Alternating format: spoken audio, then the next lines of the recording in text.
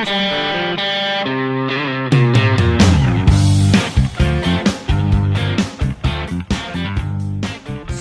Insta, suatu kali seorang profesor melakukan penelitian tentang daya juang monyet. Pada waktu itu, profesor ini memasukkan monyet ke dalam satu tempat, kemudian ada tiangnya, dan di atas tiang itu dikasih pisang. Lalu melihat pisang yang ada di atas tiang itu, tentu monyet akan penasaran dan akan mengambil itu. Ketika monyet itu ingin memanjat, lalu profesor ini menyemprot dengan air monyet itu. Sehingga monyetnya jadi tidak bisa memanjat dengan baik, lalu dia tidak bisa meraih pisang itu dan dia pasrah ataupun menyerah. Monyet yang pertama. Lalu kemudian dimasukkan monyet yang kedua. Monyet tentu juga akan memanjat dan meraih pisang itu. Lalu profesor menyemprot dengan air. Sama ternyata. Monyet yang kedua juga menyerah, tidak bisa meraih pisang itu. Kemudian profesor memasukkan monyet yang ketiga. Monyet yang ketiga ini berusaha juga untuk memanjat, tetapi ketika dia mau memanjat, monyet yang pertama dan kedua itu berkomunikasi dengan monyet ketiga itu, tentu dengan bahasanya monyet ya, saya tidak terlalu paham, dan mengatakan bahwasanya kamu tidak akan bisa mengambil itu karena kami sudah gagal. Kami berdua ini, monyet satu dan kedua ini gagal, maka kamu juga akan seperti itu, kamu pasti gagal.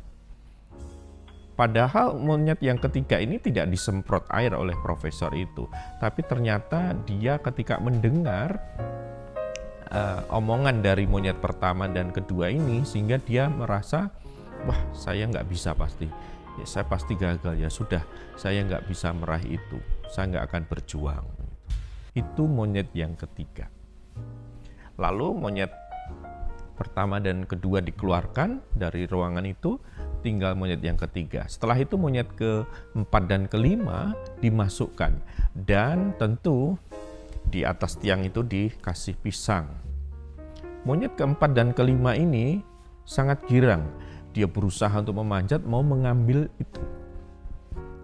Lalu si monyet ketiga menyampaikan sesuatu atau ngomong kepada monyet keempat dan kelima ini, kamu tidak akan bisa, aku tadi sudah nggak bisa, karena aku dibisikin atau dikasih tahu sama monyet pertama dan kedua bahwasanya pasti gagal, karena itu aku juga nggak bisa. Nah, aku yakin juga kamu, monyet keempat dan kelima, pasti akan gagal.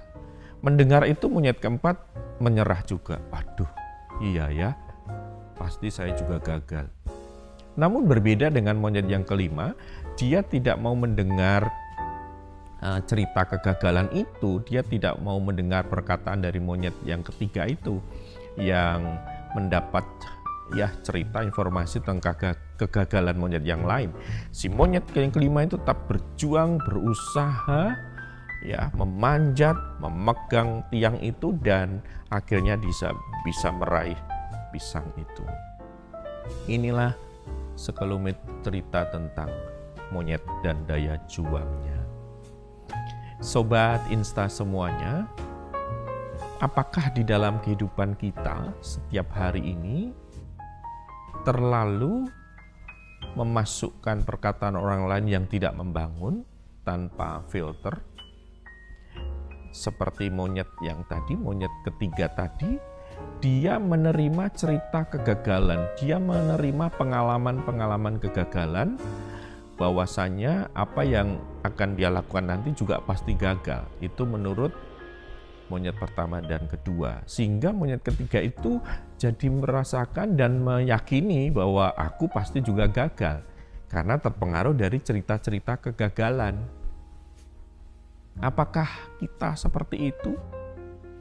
Belum bertindak, belum berjalan, berusaha, tetapi sudah mendengarkan pengalaman, cerita-cerita kegagalan dari orang lain sehingga membuat kita putus harapan, membuat kita putus asa dan tidak berusaha lagi?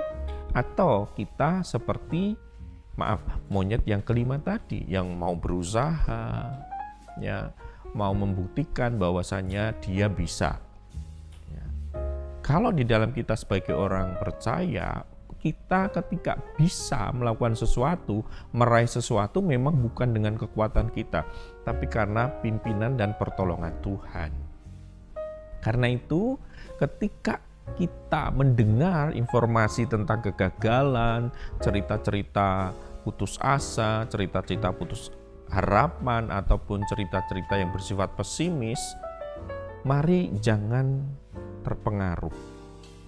Ingat, kita harus berusaha dan kita tahu harapan kita di hadapan Tuhan tidak akan sia-sia. Amsal 23:18 berkata, karena masa depan sungguh ada dan harapanmu tidak akan hilang. Ada masa depan yang harus kita raih. Ada sesuatu di depan sana yang harus kita capai. Dan Tuhan memiliki rencana yang harus digenapi di dalam kehidupan kita.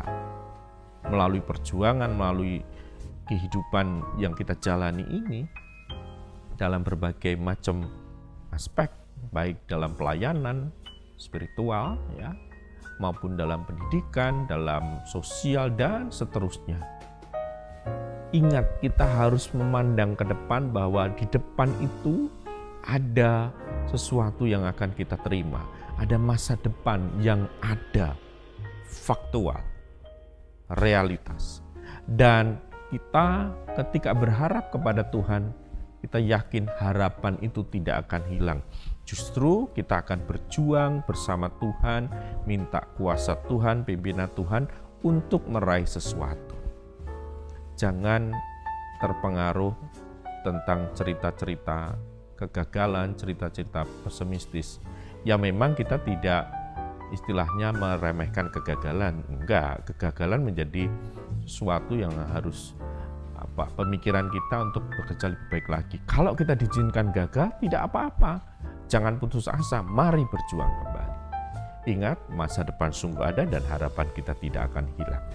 Sobat Insta semuanya, kegagalan bukan untuk ditakuti, melainkan sebagai batu loncatan untuk melesat maju meraih tujuan. Tujuan apa? Tujuan yang Tuhan sudah berikan bagi kita semuanya. Mari kita genapi, kita capai itu, maka Tuhan akan memberkati dan menyertai kita semuanya.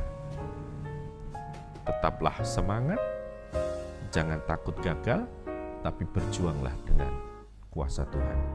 Salam Insta, inspirasi untuk kita.